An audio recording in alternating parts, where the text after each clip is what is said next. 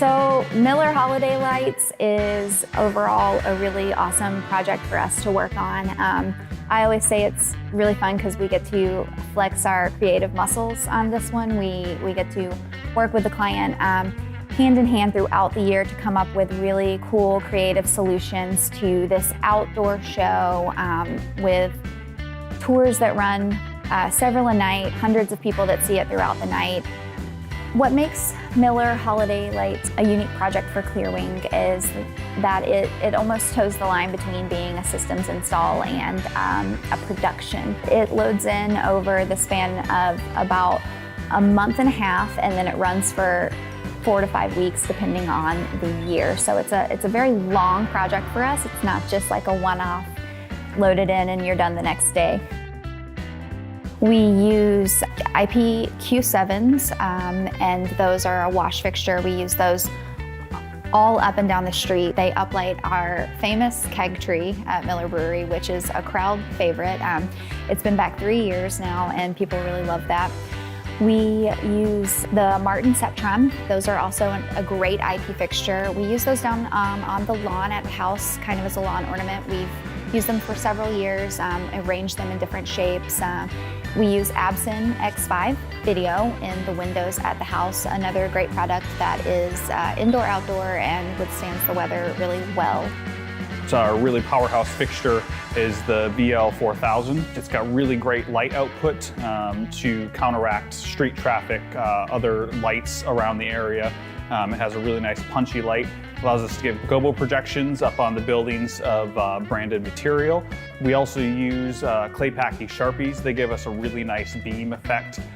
We use them for our more high tempo time frames to give us kind of a rock and roll look or an EDM look to the show. And then one of the biggest crowd pleasers at Miller Holiday Lights is that we make it snow. You can't always predict when it's going to snow, really, so we just make it happen ourselves. For that, we use the CITC Little Blizzard snow machines. We place about 6 of those over in the audience area, across the lawn in the house, just to really create a full snow effect. And every year we just add more and more because everyone always loves it. Every year we try to bring in some old elements, things that we've used every year that are more classical. You know, we always light up the trees. We always make like a really nice classical look on the house. In years past, we've focused really highly on our production gear that we actually have in-house that you would see at any of our concerts that we might be working on. This year, we switched it up. We added a lot more classic Christmas lights. So we used some smaller nodes. They are all RGB. And they, to just like a general eye, they look just like a Christmas light. Of course, to us, we can completely pixel map these things.